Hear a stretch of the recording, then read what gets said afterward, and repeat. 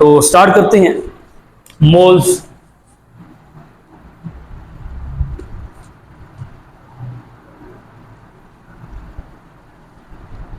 देखिए ये मोल क्या चीज़ है। मोल देखिए किसी भी सब्सटेंस का यूनिट है। जैसे कि हम कहते हैं कि हमारे पास डिफरेंट भी वजन करते हैं, हम कहते हैं किलोग्राम हमारा यूनिट है, एएमयू यूनिट है। वैसे किसी भी सब्सटेंस का, अमाउंट ऑफ सब्सटेंस का यूनिट है मोल। केमिस्ट्री में एक यूनिट यूज होता है जिसे हम मोल कहते हैं, किसी भी सब्सटेंस को मेजर करने का यूनिट, अमाउंट ऑफ सब्सटेंस को मेजर करने का यूनिट है, ठीक है। अब जब हमने एएमयू पढ़ा था, एटॉमिक रिलेटिव एटॉमिक मास, मैंने कहा था कि किसी भी एटम के एटॉमिक मास को यूज रिप्रेजेंट किससे करते हैं, एएमयू से, एटॉमिक मास यूनिट से। ऐसे कहा था किसी भी शय का, किसी भी एटम का जो मास है उसको रिप्रेजेंट करने के लिए मैंने कहा था कि एएमयू लिखते हैं, ठीक है। अब अगर हम एएमयू को हटा के ग्राम लिख दें तो 1 मोल के बराबर होता है। देखिए सिंपल, मैं इसको डिफाइन करता हूं। इसकी सबसे पहले डेफिनेशन देखिए।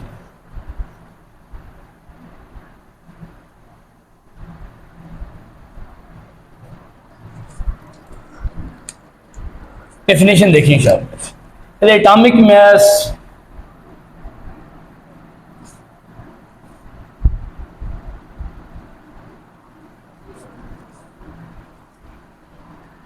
Molecular mass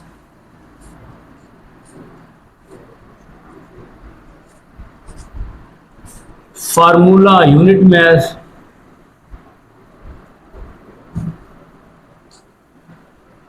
and ionic mass when expressed in gram। जब इनको हम ग्राम में लिखते हैं इट इज कॉल्ड मोल, इसको हम कहते हैं ये 1 मोल है। देखिए सिंपल सी डेफिनेशन है। देखिए 4 चीजें होती हैं, एटम, मॉलिक्यूल, आयनिक कंपाउंड और आयनिक स्पीशीज, ठीक है। हम कहते हैं कि एटम का एटॉमिक मास होता है, मॉलिक्यूल का मॉलिक्यूलर मास, आयनिक कंपाउंड का फार्मूला यूनिट मास होता है और आयनिक स्पीशीज का आयनिक मास होता है। अब इन सब के मैसेज को जब हम ग्राम में रिप्रेजेंट करेंगे, साथ जी लिख देंगे, 12 ग्राम, 24 ग्राम, ठीक है, 23 ग्राम। जब हम ग्राम में लिखेंगे it will be equal to 1 mole. देखिए 4 चीजें हैं, तवज्जो से देखिए। मैं कहता हूं कि 4 चीजें हैं मेन। एक है जी एलिमेंट, एटम एलिमेंट का होता है। दूसरा है जी मॉलिक्यूल,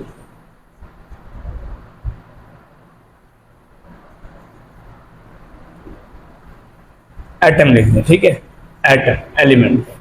मॉलिक्यूल मैं थर्ड कहता हूं कि फार्मूला यूनिट,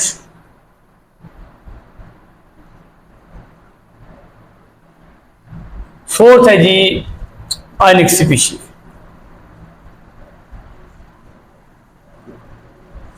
इन 4 चीजों के हमने मास को ग्राम में कैसे रिप्रेजेंट करना है। देखिए एटम किसका होता है, atom of element, atom element का होता है ना। मॉलिक्यूल किसका होता है, molecule of covalent compound,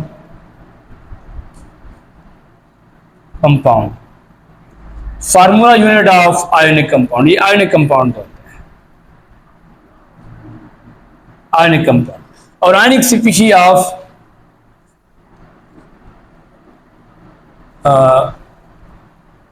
ionic मास, इधर आयोनिक मास है, आयोनिक मास किसका होगा, आयोनिक स्पीशीज का, ionic mass of ionic species. देखिए तवज्जो करें, ये 4 चीजें। मैं कोई एटम लेता हूं, मैं कहता हूं एटम है मेरे पास सोडियम, ठीक है, मैं सोडियम एटम लेता हूं, सोडियम एटम है, सोडियम एटम का जो एटॉमिक मास होता है कितना होता है, 23। मैं कहता हूं कि सोडियम एटम है, sodium atom have atomic mass, इसका जो एटॉमिक मास होगा कितना होगा, 23 ग्राम सोडियम। ऐसे लिखूंगा, देखिए सोडियम का एटॉमिक नंबर 11 है, उसका एटॉमिक मास 23 होता है। Atomic mass sodium atom, sodium is atom, ना मॉलिक्यूल है ना फार्मूला यूनिट है ना ये आयनिक स्पीशी है, ये क्या है एटम है, ठीक है। कहते हैं कि सोडियम एटम है, इसका एटॉमिक मास इतना है। अगर मैं ये ग्राम हटा के, अगर मैं ये ग्राम हटा दूं, ये वाला देखिए सोडियम का जो एटॉमिक मास लिखते हैं हम किस में लिखते हैं, पहले AMU में लिखते हैं 23 AMU, ठीक है, AMU ऑफ सोडियम। जब हमने रिलेटिव एटॉमिक मास पढ़ा था उसमें हमने कहा था हम किसी भी शय के मास को AMU में लिखते हैं।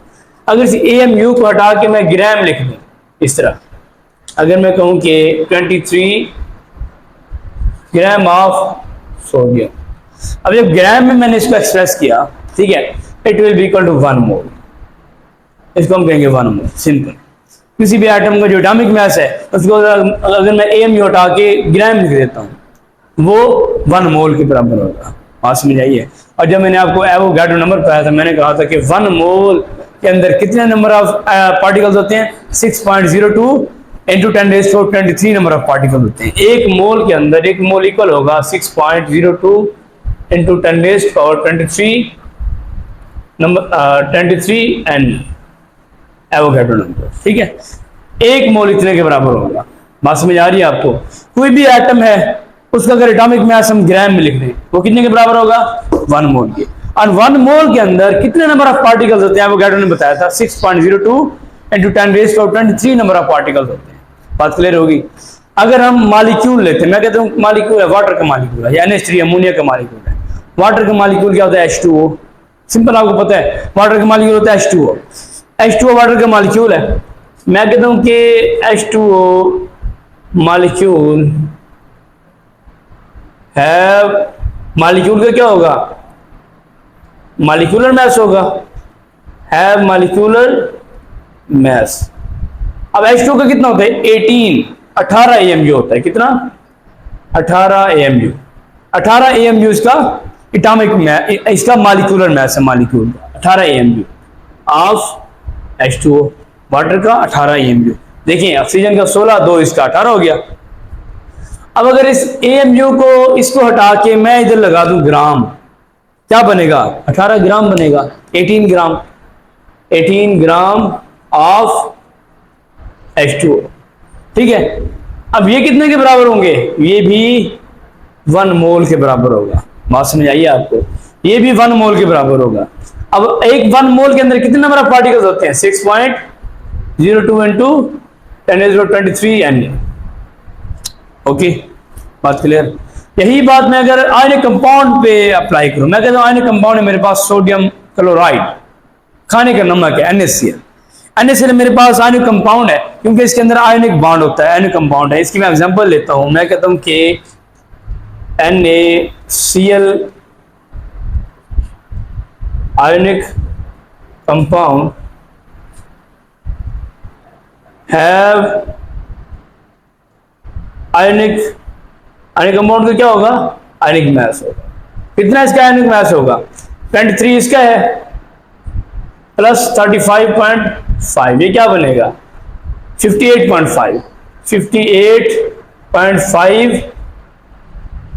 58.5 AMU ऑफ NaCl। बिल्कुल सेम टू सेम वैसे लिखना है जैसे हमने इसका लिखा 18 AMU ऑफ H2O, इसका 58.5 AMU ऑफ NaCl।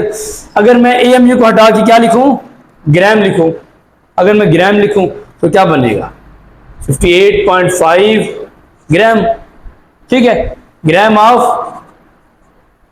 NaCl। ये किसके बराबर होगा, 1 मोल, ये 1 मोल के बराबर होगा, ठीक है। देखिए डेफिनेशन भी यही बात की हुई है, 1 मोल किसके बराबर है, 6.02 इंटू 10⁻23 AN। बात क्लियर है, यहाँ तक क्वेश्चन तो नहीं है बेटा, क्लियर जी, जी जी। N इज एवोगाड्रो नंबर, ये उस दिन मैं आपको बताया था, N नंबर, A से एवोगाड्रो। देखिए ये जो नंबर है किसने दिया था, एवोगाड्रो ने दिया था, उसी के नाम की बेस पे है Na, एवोगाड्रो नंबर, ठीक है। उसने कहा था कि एक मोल के अंदर कितने नंबर ऑफ पार्टिकल्स होते हैं, 6.02 into 10⁻23 number of particles are present in 1 mole of substance, ठीक है। अब मोल क्या चीज है? किसी भी एटम, मॉलिक्यूल, फार्मूला यूनिट या आयनिक स्पीशी का जो एटॉमिक मास है, मॉलिक्यूलर मास है, फार्मूला यूनिट मास है, आयनिक मास है, उनको अगर हम ग्राम में लिख दें वो हमारे पास मोल है। और एक मोल के अंदर नंबर ऑफ पार्टिकल्स कितने हैं? इतने। मैं ये रिलेशन बना के दिखा रहा हूं, आप समझ आ रही है? देखिए फोर्थ आयनिक कंपाउंड, आयनिक स्पीशी देखते हैं। आयनिक स्पीशी होती है जैसे कि हमारे पास हाइड्रोक्सिल आयन है OH, जैसे कि हमारे पास हाइड्रोक्सिल आयन है OH नेगेटिव। मैं कहता हूं OH negative ionic species have ionic mass. Ionic species का क्या होता है? आयनिक मास होगा। इसका आयनिक मास निकालो, कितना बनेगा? इसका ऑक्सीजन 16, हाइड्रोजन 1, 17 निकलेगा। कितना बनेगा? 17 AMU, atomic mass unit, AMU of hydroxyl negative. ये बात लिख लेंगे, सिंपल है ना। अगर मैं AMU को हटा के ग्राम लिख दूं तो क्या लिखूंगा मैं? 17 ग्राम हो जाएगा। AMU की जगह मैं क्या लिख रहा हूं? G, ग्राम। AMU को मैं ग्राम में कन्वर्ट कर रहा हूं, ये बनेगा 17 gram of OH negative hydroxide. ये किसके बराबर होगा? क्योंकि मैंने इसको ग्राम में लिखा, इस AMU को मैंने ग्राम में लिखा, तो it will be equal to 1 mole. ये 1 मोल के बराबर होगा। किसी भी चीज के मास को मैं अगर ग्राम में लिख दूं तो ये किसके बराबर होगा? 1 मोल के। इधर मैं क्या लिखूंगा? 1 मोल। बात क्लियर है? मास को सिर्फ आपने ग्राम में लिखना है, क्योंकि मास को हम AMU में लिखते होते हैं, लेकिन इधर हमने ग्राम में रिप्रेजेंट करेंगे तो वो 1 मोल के बराबर होगा। ठीक है। और 1 मोल के अंदर नंबर ऑफ पार्टिकल्स कितने होते हैं? 6.02 × 10⁻23। बात क्लियर हो गई? देखिए यही बात मैंने डेफिनेशन के अंदर की गई, यही सेम बात है कि मैंने कहा कि हमारे पास एटम का एटॉमिक मास, मॉलिक्यूल का मॉलिक्यूलर मास, इसका आयनिक कंपाउंड का फार्मूला यूनिट मास और आयनिक स्पीशी का आयनिक मास। जब इनके मैसेज को हम एक्सप्रेस करेंगे ग्राम के अंदर, इसको हम कहेंगे मोल। ठीक है। अच्छा, मैं इसकी एक और डेफिनेशन भी करता हूं, सिंपल सी। अगर ये आपको समझ नहीं आ रही तो मैं एक और डेफिनेशन करता हूं। देखिए सिंपल डेफिनेशन, सिंपल आप लिखें कि mass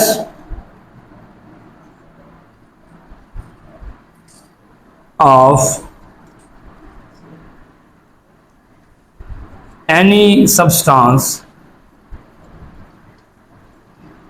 when expressed in gram, it is called mole। जब किसी भी शय के मैस को हम ग्राम में लिखेंगे, ये क्या होगा? Is equal to 1 mole. ये 1 मोल के बराबर होगा। बात में आई आपको? जब किसी भी शय के मैस को आप किस में लिखोगे?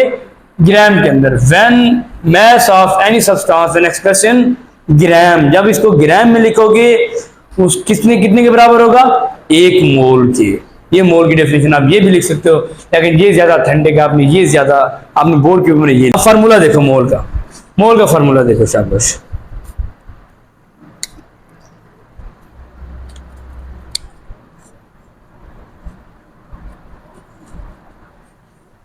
लेकिन फार्मूला मोल्स का फार्मूला कहते हैं, मोल्स अगर हमने फाइंड करना है, एक चीज का मुझे मैस दिया गया, मैं कहता हूं कि मेरे पास मैं कहता हूं आपके पास सोडियम क्लोराइड है NaCl 10 ग्राम, मुझे बताओ 10 ग्राम के मोल्स कितना बनेंगे? तो आप निकाल सकते हो। कैसे? इधर देखो। नो नो नो, 10 एक नहीं बनेगा। 1 मोल तो बनेगा 23 ग्राम का, 1 मोल तो बनेगा 58 ग्राम का। ठीक है, ये 1 मोल के बराबर होगा। मैं अगर आपको कहता हूं कि वजन है 10 ग्राम NaCl, उसका मोल निकालो, उसके लिए फार्मूला है, तो नहीं लगाना आपने। तो mole is equal to given mass of substance, शय का दिया हुआ मास, जो मैं मास दे रहा हूं आपको, over molar mass, over molar mass of given mass over molar mass. ठीक है, given mass over molar mass. अब मैं कहता हूं कि ऐसे जैसे एक और फार्मूला बनता है, अगर मैंने मास निकालना है, मोल और मोलर मास दिए गए, तो ये किस तरह रीअरेंज होगा? मैं कहता हूं कि मैथ निकालो, किसी भी NaCl या कोई भी कंपाउंड है उसका मैथ निकालो। मोल भी बता देता हूं, मोलर मैथ जैसे आपको पता है, मोलर मैथ आपको पता है पहले, जैसे इसका आपको सोडियम का पता है 23 होता है, NaCl का पता है कितना होता है 58 होता है, वाटर के मॉलिक्यूल का 18 होता है। ठीक है, अब किस तरह निकालोगे? मोल्स मल्टीप्लाई हो जाएगा इसके साथ, multiply by molar math, moles multiply by molar math. ये एक और फार्मूला बन गया, दो फार्मूले निकला यहां से। इस फार्मूले से हम मैथ निकाल सकते हैं किसी भी सब्सटेंस का, इस फार्मूले से हम मोल्स निकाल सकते हैं। ठीक है, अगर मैं कहता हूं मैं एक सब्सटेंस है, मैं कहता हूं कि NaCl, ठीक है जी, NaCl, मैं कहता हूं कि आपके पास 46 ग्राम, मैं कहता हूं कि 100 ग्राम है, 100 gram of NaCl contain how much moles, how much moles, इसके मोल्स कितने होंगे ये निकालेंगे। अब ग्राम कितना है? ग्राम क्या होगा? मैस, गिवन मैस कितना है जी, कितना बता रहे हैं? 100 ग्राम। अब NaCl का मोलर मैस क्या होता है ये आपको पता है, मोलर मैस ऑफ NaCl होता है 58.5 ग्राम। ठीक है, अब मोल्स निकालने हैं तो फार्मूला लगा दो, moles is equal to mass over molar mass. ये क्या आएगा? इधर करो, moles is equal to mass कितना है जी 100 ग्राम, 100 ओवर 58.5, ये तकरीबन आपका निकलेगा